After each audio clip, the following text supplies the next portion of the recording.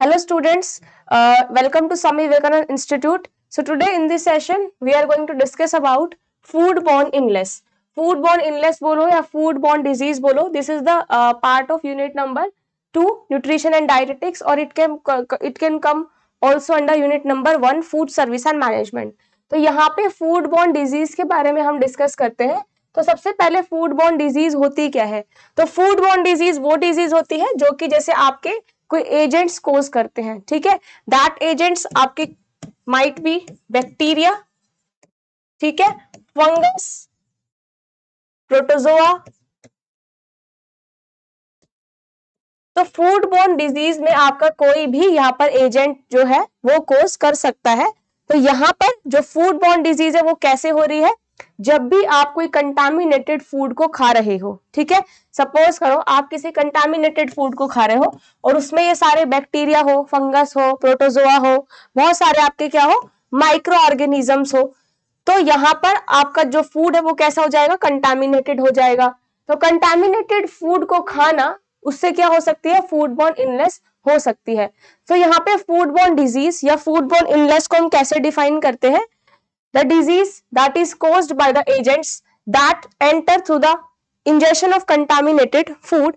These agents may be infectious agents or toxic substances, ठीक है. तो यहाँ पे जो फूडबॉर्न डिजीज है वो क्या है? जो भी आप कंटामिनेटेड फूड को खाते हैं, ठीक है, कंटामिनेटेड फूड को खा रहे हैं तो आपका वो फूड कैसे जा रहा है? कंटामिनेटेड फूड से आपकी बॉडी में जा रहा है. तो this is known as foodborne disease, ठीक है. तो फूडबॉर्न डिजीज क्या हो गई? ऐसे डिजीज जो कि किससे हो रही है? Through contaminated food. When you are eating contaminated food that might basically have bacteria, fungus, protozoa, micro organisms कोई रिच हो. तो उसमें क्या है? सपोज करो एक कंटामिनेटेड फूड है और उसमें बैक्टीरिया अटैक है.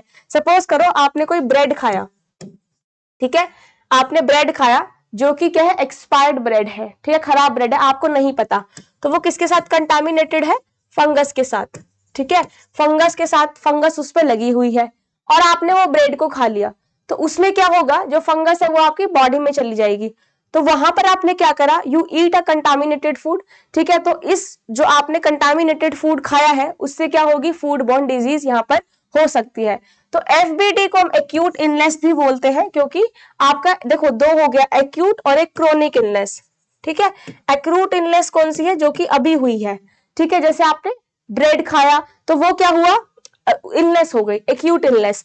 क्रोनिक जो बहुत लंबे समय से चलती हुई आ रही है, जो बहुत लंबे समय से चलती आ रही है वो आपकी क्रोनिक इलनेस हो गई.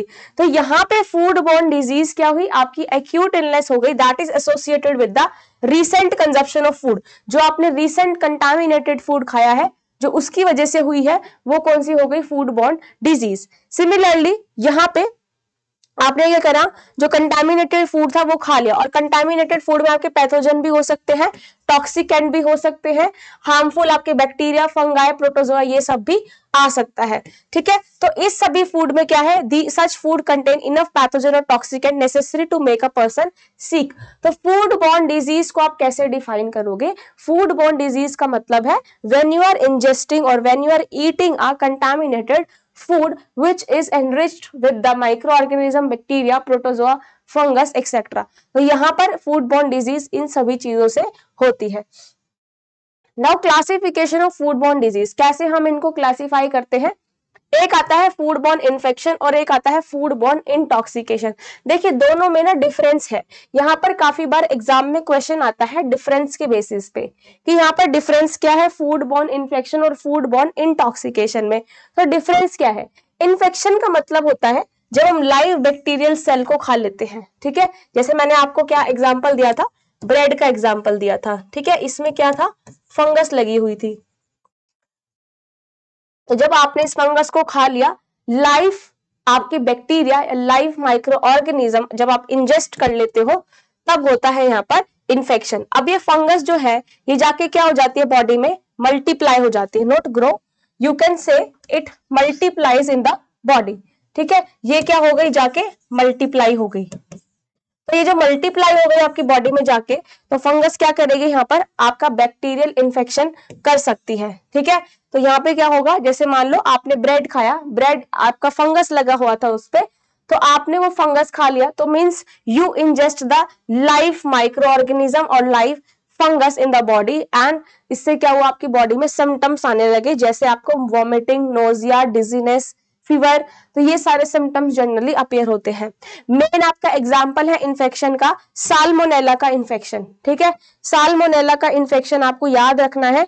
साल्मोनेला का इन्फेक्शन से क्या होता है, ये क्या है, आपका बैक्टीरिया है। ठीक है, साल्मोनेला जब आप खा लेते हो तो आपकी बॉडी में डायरिया, फीवर, ठीक है, ये सब सिम्टम्स जनरली देखने को मिलते हैं। Next if I talk about intoxicant, intoxication. Intoxication देखो, इन्फेक्शन में क्या है, जब आपने लाइव बैक्टीरिया को खा लिया है वो है इन्फेक्शन। इंटॉक्सिकेशन में क्या आएगा, जब यहाँ पर जैसे मान लो आपने क्या करा, कोई भी टॉक्सिन को खाया, सपोज करो यहाँ पर आपने क्या करा, मिल्क है, ठीक है, मिल्क में यहाँ पर आपके पास ऐसे कुछ हार्मफुल माइक्रो ऑर्गेनिज्म है जो मिल्क में क्या प्रोड्यूस कर रहे हैं, टॉक्सिन प्रोड्यूस कर रहे हैं, और आपने उस मिल्क को पी लिया, तो जो टॉक्सिन था वो आपकी बॉडी में एंटर कर गया, तो इसका मतलब क्या हुआ, इंटॉक्सिकेशन। इन्फेक्शन में क्या है, जब आप लाइव माइक्रो ऑर्गेनिज्म को इंजेस्ट कर लेते हो वो आपका इन्फेक्शन है। और इंटॉक्सिकेशन में क्या है, जब यहां पर कोई बैक्टीरिया टॉक्सिन प्रोड्यूस करता है and you ingest that toxin particularly, तो उससे क्या होता है, इंटॉक्सिकेशन होता है। So there is difference between the intoxication and infection. Infection में you eat a live bacteria, but in the case of intoxication you are taking और you are ingesting a toxin that is produced by the harmful microorganisms. तो ये difference था आपका infection and intoxication में। अब हम इसको एक एक करके डिस्कस करने वाले हैं। ठीक है, food borne infection. Food borne infection किससे होता है, food borne infection are caused by the entrance of pathogen microorganism contaminated food into the body and the reaction of the body tissues to their presence। तो food borne infection कब होगा, when you ingest a when you ingest live microorganism, तो उससे क्या होता है, यहाँ पर इन्फेक्शन होता है। ठीक है, इन्फेक्शन कब होगा, when you ingest a live micro organism. तो ये माइक्रो ऑर्गेनिज्म क्या कर जाएगा, बॉडी में जाके डिवाइड कर जाएगा। ठीक है, और डिवाइड करने के बाद क्या होगा, ये प्लोरिफरेट कर जाएगा, मतलब इसको कॉपी बना लेगा, मल्टीपल नंबर में हो जाएगा।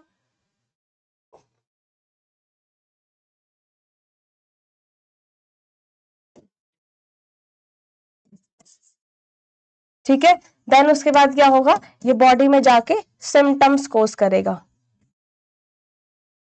ठीक है, तो ये सारे क्या है, आपका प्रोसेस है किसका, फूड इन्फेक्शन का। When you ingest a live micro organism, वो डिवाइड हो जाएगा, पॉलिफरेट कर जाएगा, एंड यहाँ पर सिम्टम्स कोज करेगा। तो ये सारा आता है फूड बॉर्न इन्फेक्शन में।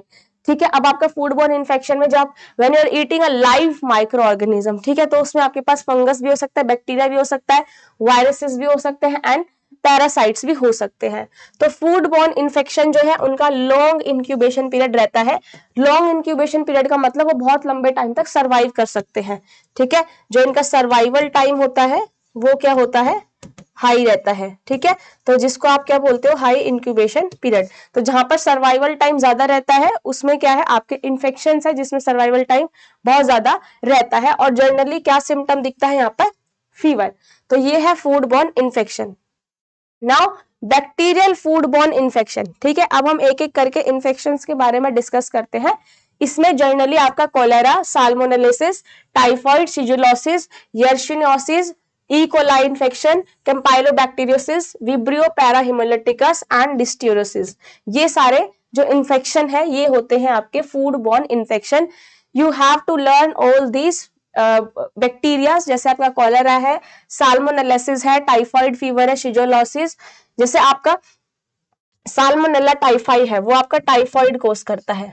ठीक है, साल्मोनेला टाइफाई कौन सा कोस करता है, टाइफाइड कोस करता है। तो साल्मोनेला का जो इन्फेक्शन है या साल्मोनेला टाइफाई जो बैक्टीरिया है वो क्या करता है, टाइफाइड कोस करता है। ठीक है, तो there are an number of micro organisms which can cause food borne infection. Second आते हैं माइकोटिक फूड बॉर्न इन्फेक्शन। ठीक है, माइकोटिक मींस, माइकोटिक जो है that is related to the fungus. ठीक है, माइकोटिक जो है ये फंगस से रिलेट करता है। जैसे माइकोलॉजी जो स्टडी ऑफ, देखो माइकोलॉजी किसको बोलते हैं, स्टडी ऑफ फंगस को हम क्या बोलते हैं, माइकोलॉजी बोलते हैं। तो जो माइकोटिक फूड बोर्न इन्फेक्शन है that is related to the fungus. तो इसमें आपके पास कैंडिडा स्पीशीज आती है, स्पोरोथिक स्पीशीज आती है, वेंजिलिया स्पीशीज आती है। तो ये होते हैं आपके माइकोटॉक्सिक फूड बोर्न इन्फेक्शन, माइकोटॉक्सिक। तो यहाँ पर जो फंगस आती है, जैसे मैंने आपको बताया इन्फेक्शन में बैक्टीरिया हो सकते हैं, फंगस भी हो सकता है, प्रोटोजोआ भी हो सकता है, पैरासाइट्स भी हो सकते हैं, वायरसेस भी हो सकते हैं। तो यहाँ पे फर्स्ट में क्या है आपके पास बैक्टीरिया वाले जो इन्फेक्शन है वो कौन कौन से हो गए, cholera, salmonellosis, typhoid, shigellosis, yersiniosis, E coli, campylobacteriosis, Vibrio parahaemolyticus and listeriosis. ये सारे आपके बैक्टीरियल फूड बोर्न इन्फेक्शन है।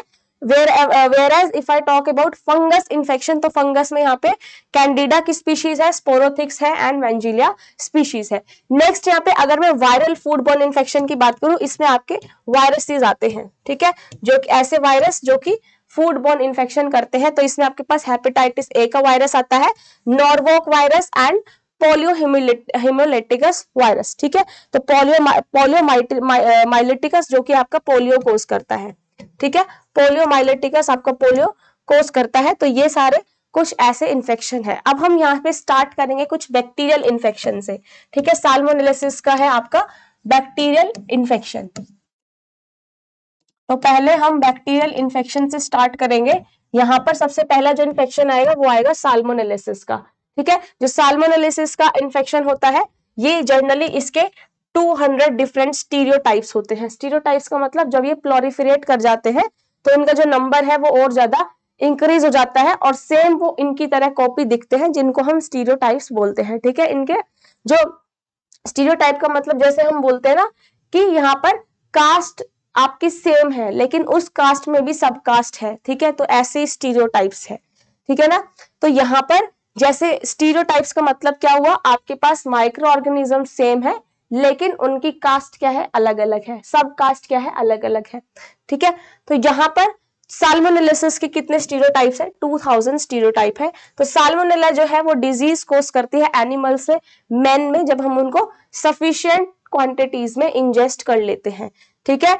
अब यहाँ पर बहुत सारे साल्मोनेलिसिस ऐसे इन्फेक्शन, जो बैक्टीरियल इन्फेक्शन है साल्मोनेलिसिस की तरह, वो क्या करते हैं, जनरली फूड पॉइजनिंग करते हैं, ठीक है, फूड पॉइजनिंग करते हैं। और एक स्पीशीज है, देखो स्टीरियोटाइप क्या हुआ, जैसे यहाँ पे साल्मोनेला टाइफाई है, ठीक है, ये एक हो गया साल्मोनेला टाइफाई। दूसरी एक और इसकी स्टीरियोटाइप क्या हो गई, साल्मोनेला पैराटाइफाई, ठीक है। एक हो गई साल्मोनेला आपके पास एबोर्टस, ठीक है। तो ये क्या है, आपकी स्पीशीज तो सेम है ना, स्पीशीज सेम है लेकिन इनके टाइप्स अलग अलग हैं। तो ये क्या हो गई, आपकी स्टीरियोटाइप्स हो गई, ठीक है। जो आपकी प्रजाति सेम है साल्मोनेला, बट इनकी जो आपकी स्पीशीज है, जो अलग अलग आपका स्पीशीज है, वो क्या हो गई, डिफरेंट हो गई। तो यहाँ पे साल्मोनेलिसिस जैसे पैराटाइफाई है, वो पैराटाइफाइड कोस करती है। पैराटाइफाई जो है आप सॉरी ओनली जो टाइफाई है वो टाइफाइड कोस करती है। एबोर्टस जो है ये आपका अबॉर्शन कोस करती है इन द बर्ड्स, ठीक है। तो यहाँ पे कुछ ऐसी स्पीशीज है जैसे आपका साल्मोनेला एबोर्टस है ओविस, ठीक है, ये करती है अबॉर्शन कर देती है, किसमें, यूज में। एंड साल्मोनेला गैलिनारियम जो है ये क्या करती है, फाउल टाइफाइड। तो यहाँ पे there are different type of species of salmonellosis जो कि आपका बैक्टीरियल इन्फेक्शन करती है, जिससे अगर बॉडी में ये इन्फेक्शन चला गया तो क्या होता है, बॉडी में बहुत ज्यादा हार्म होता है और सिम्टम्स अपीयर होते हैं। और इन द हार्मफुल कंडीशन, जब बहुत ज्यादा वर्स कंडीशन हो जाती है तो उसमें डेथ के चांसेस भी रहते हैं। नेक्स्ट, तो साल्मोनेला के स्टीरियोटाइप्स जो है, इसमें आपके बहुत सारे डिजीज है, जैसे मैंने आपको साल्मोनेला टाइफाई बताया, साल्मोनेला पैराटाइफाई बताया, ठीक है। और यहाँ पे जो साल्मोनेला है दैट आर यूबिक्विटस, ठीक है। यूबिक्विटस का मतलब क्या है, ये एक आपके कहाँ पे मिलती है, in the gut of human and animals and act as a source of food contamination, ठीक है। अब यहाँ पर a heavy dose up to the 10,000 to lakhs organism per gram of food is required to cause infection। Infection कितने पे होता है, जब इनकी साल्मोनेला की बहुत हैवी डोज होती है, ठीक है। फूड में अच्छे से ग्रो कर पाते हैं और यहाँ पर मेनली आपका जो है इन्फेक्शन कोज करते हैं। अब कुछ ऐसे स्टीरियोटाइप है, आप ऐसे स्टीरियोटाइप से क्वेश्चन आता नहीं है, बट फॉर योर इन्फॉर्मेशन मैंने आपका ये डाल दिया है। साल्मोनेला टाइफीम्यूरियम है, साल्मोनेला एंट्रीटाइडिस है, साल्मोनेला ड्यूब्लिन है, साल्मोनेला सोफेनबर्ग है, Salmonella Virchow, Salmonella Montevideo, Salmonella Infantis and Salmonella Newport. ये सारी क्या है, इनकी स्टीरियोटाइप है। मतलब ये आपका क्या है, साल्मोनेलिसिस का स्पीशीज सेम है बट डिजीज क्या है यहाँ पर डिफरेंट डिफरेंट है। कुछ ऐसी स्पीशीज है जो कि डायरिया कोज करती है एनिमल में, ये जो है आपका मेन सिम्टम आता है, ठीक है। चाहे आपका एनिमल की बात करो चाहे ह्यूमंस की बात करो, मेन सिम्टम आता है डायरिया आएगा, आपका फीवर आएगा। तो ये सारा कंटामिनेटेड फूड खाने से होता है। नेक्स्ट आएगा यहाँ पे कौन कौन से फैक्टर एसोसिएट करते हैं विद साल्मोनेला पॉइजनिंग आउटब्रेक, ठीक है। किस किस को खाने से यहाँ पे साल्मोनेला का इन्फेक्शन हो सकता है। सबसे पहले यहाँ पर इनएडिक्वेटली कुक्ड और थॉड मीट और पोल्ट्री, ठीक है। यहाँ पे क्या करा आपने रो फूड खाया, ठीक है। रो फूड खाने से साल्मोनेला के चांसेस ज्यादा रहते हैं। दूसरा, यहाँ पर आपने थॉड मीट और पोल्ट्री खाया। देखिए एक प्रोसेस होती है जिसको हम थोइंग बोलते हैं, ठीक है। थोइंग क्या है, जब भी आप जैसे मान लो आपने मीट प्रोडक्ट रखा है, फिश प्रोडक्ट रखा है, तो आपको जनरली उस फ्रिज से निकाल के आप खा लेते हैं और उसमें ना एक ऊजिंग आउट होने लग जाती है, ऊज लिक्विड जो है लिक्विड ऊज आउट होने लगता है, तो उसको हम बोलते हैं थोइंग, ठीक है। ये मेनली आपका रूम टेम्परेचर पे होता है। जैसे मान लो आपने क्या करा, फ्रिज से निकाल के आपने रूम टेम्परेचर पे रख दिया मीट प्रोडक्ट को या फिश प्रोडक्ट को, तो उसमें से लिक्विड जनरली ड्रेन आउट होने लगता है, जिसको आप बोलते हो थोइंग प्रोसेस। तो यहाँ पर आपने अगर थॉड मीट और पोल्ट्री प्रोडक्ट खाया है, रो प्रोडक्ट खा लिया है, तो उससे क्या होता है, साल्मोनेला का इन्फेक्शन के चांसेस ज्यादा रहते हैं। दूसरा, cross contamination of food from infected food handlers. अगर आपने क्रॉस कंटामिनेटेड फूड खाया, क्रॉस कंटामिनेशन का मतलब क्या होता है, जैसे मैं बताऊं आपको, आपने फ्रिज में आपने अनियन भी रख दिया और आपने कोई फ्रूट भी रख दिया, तो अनियन और फ्रूट्स की स्मेल जो है वो आपस में एक्सचेंज हो गई, ऑर्डर्स आपस में एक्सचेंज हो गए, तो वो क्या हो गया, क्रॉस कंटामिनेशन, ठीक है। तो यहाँ पे क्रॉस कंटामिनेशन अगर कोई फूड खा लिया है तो उससे भी क्या होता है, फूड इन्फेक्शन के चांसेस ज्यादा रहते हैं। दूसरा, presence of flies, cockroaches, rats in the food environment that act as vector of the disease. बाकी आपने अगर कोई आपने फ्लाइज, कॉकरोचेस, ठीक है, रैट्स है आपके फूड, गलती से रैट्स आ गए, फूड इन्वायरमेंट खराब हो गया, तो उससे क्या है, डिजीज के चांसेस ज्यादा रहते हैं, ठीक है।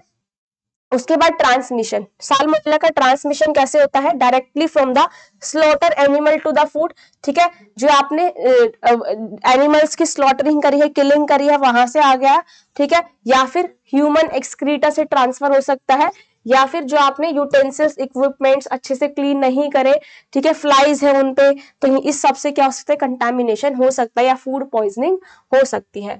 तो यहाँ पे फूड पॉइजनिंग कौन कौन से, देखो साल्मोनेला का जो इन्फेक्शन होता है ना मेन, वो आपका मीट प्रोडक्ट में, मिल्क प्रोडक्ट में एंड एग प्रोडक्ट्स में जनरली देखने को मिलता है। ज्यादातर इसमें जो इन्फेक्शन मिलता है वो किस में मिलता है, आपके पास मीट और एग प्रोडक्ट में। तो जब क्वेश्चन आता है कि साल्मोनेला का जो इन्फेक्शन है वो जनरली किस में ज्यादा देखने को मिलता है, तो वो आता है आपका मीट और एग प्रोडक्ट्स में, साथ ही साथ मिल्क प्रोडक्ट्स भी इसमें इंक्लूड होते हैं।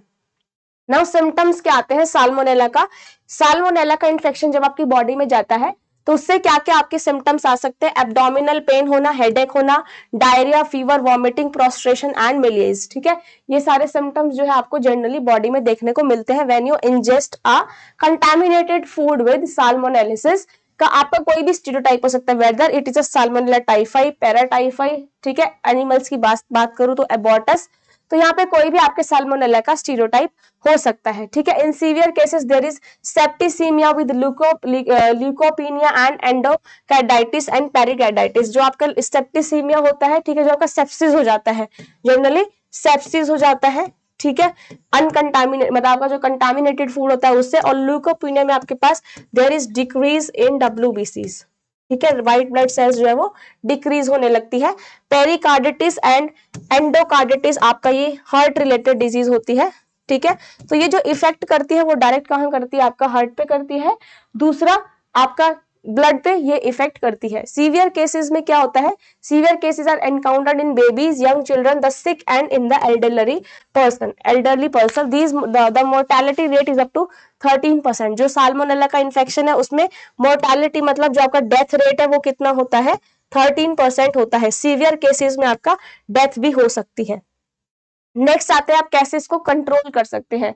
कैसे आप साल्मोनेला का इन्फेक्शन को कंट्रोल कर सकते हैं।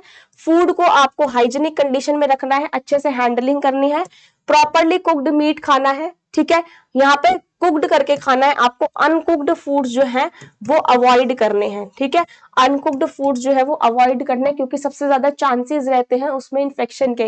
जैसे आपने देखा होगा सी फूड, काफी सारे क्या है जो नियर बाय सी के रहते हैं वो क्या है सी फूड ज्यादा कंज्यूम करते हैं, तो वो रॉ सी फूड्स को कंज्यूम कर लेते हैं, जिसकी वजह से उनकी बॉडी में बहुत सारे सिम्टम्स या डिजीज देखने को मिलती है। तो यहाँ पे आपको प्रॉपरली कुक्ड मीट खाना है, कंप्लीटली थॉइंग होनी चाहिए, ठीक है, frozen meats and adequate cooking होनी चाहिए, हीटिंग होनी चाहिए, meat, milk, fish and poultry, ताकि उसमें जो साल्मोनेला का इन्फेक्शन है वो क्या हो, खत्म हो जाए। तभी तो हम मिल्क या जूसेस में पेस्चराइजेशन प्रोसेस करते हैं, ठीक है। पेस्चराइजेशन प्रोसेस में क्या होता है, हीटिंग ऑफ मिल्क, ठीक है, हीट करते हैं यहाँ पे मिल्क को अलग अलग टेम्परेचर के साथ, चाहे उसमें आपके पास हाई टेम्परेचर शॉर्ट टाइम हो, ठीक है, high temperature low temperature low time, high temperature short time, ठीक है।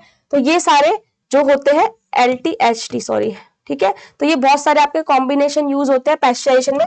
जनरली जो हम पेस्चराइजेशन करते हैं वो किस लिए करते हैं, ताकि हीट कर रहे हम मिल्क को, और जैसे हम मिल्क को हीट करेंगे तो उसमें जितने भी आपके हार्मफुल पैथोजेंस है वो सारे क्या हो जाएंगे, डिस्ट्रॉय हो जाएंगे, ठीक है। तो ये जो था साल्मोनेला का था। अब यहाँ पे हम पैराटाइफॉइड और टाइफॉइड फीवर का पढ़ते हैं। ये भी क्या है, आपकी कौन सी स्पीशीज कोज करती है, साल्मोनेला टाइफाई या फिर साल्मोनेला पैराटाइफाई, ठीक है, साल्मोनेला टाइफाई या फिर साल्मोनेला पैराटाइफाई। तो ये दो आपके स्टीरियोटाइप है जो कि टाइफाइड कोज करते हैं, ठीक है। ये मैंने लिखा भी हुआ है, साल्मोनेला टाइफाई है एंड साल्मोनेला पैराटाइफाई की ABC स्टीरियोटाइप्स है, ठीक है। तो यहाँ पे क्या है, salmonella typhi possess capsular antigen in addition to the usual ONH antigen found in the stereotype. इसके कुछ एंटीजन्स जो है इन पे लगे रहते हैं। अब यहाँ पर आपका जो पैराटाइफॉइड है, टाइफॉइड है, उसके सिम्टम्स क्या है, जनरली 2 वीक्स तक रहते हैं, ठीक है। नेक्स्ट इसमें क्या है, जनरली यहाँ पे सेप्टिसीमिया इन्फेक्शन देखने को मिलता है, वही अगेन सेप्सिस है, क्योंकि यहाँ पे बैक्टीरिया जो है वो बहुत ज्यादा स्प्रेड कर जाता है। एब्डोमिनल पेन होने लगता है, बहुत सीवियर हो जाता है, ठीक है। और फीवर और इलनेस, आपका फीवर जो है वो कंटिन्यू 4 to 6 वीक्स तक कंटिन्यू चलता रहता है। ये कुछ इसके सिम्टम्स है। अब जो टाइफॉइड और पैराटाइफॉइड का इन्फेक्शन है उसका ट्रांसमिशन कैसा होता है, ठीक है, ये ह्यूमन पैरासाइट्स जनरली आपका पेशेंट और कैरियर से, ठीक है, जिसके जो ऑलरेडी इन्फेक्टेड है वहां से ये इन्फेक्शन आ सकता है। बैक्टीरिया इसका ट्रांसमिट हो सकता है from the contamination of water, milk और फूड बाय फ्लाइज। अगर वहां पे फ्लाइज वाला फूड आपने खा लिया, ठीक है, जो फ्लाइज से कंटामिनेटेड है, वाटर कंटामिनेटेड पी लिया, कंटामिनेटेड मिल्क पी लिया, तो उससे क्या हो सकता है, ये वाला साल्मोनेला टाइफाई या साल्मोनेला पैराटाइफाई का इन्फेक्शन आपकी बॉडी में जाके इलनेस कोज कर सकता है, ठीक है। तो ये इसका क्या है, ट्रांसमिशन है। इसको हम कैसे स्टॉप कर सकते हैं, साल्मोनेला के इन्फेक्शन को कैसे स्टॉप कर सकते हैं। जनरली हम 2 स्पीशीज की बात करें, पैराटाइफाई और टाइफाई की। सबसे पहले हाइजीन रखना है, ठीक है, फूड और वाटर सप्लाई में। दूसरा, यहाँ पे डिटेक्शन करना है, ट्रीटमेंट करना है क्रोनिक कैरियर्स जो बहुत लंबे समय से चलते हुए आते हैं।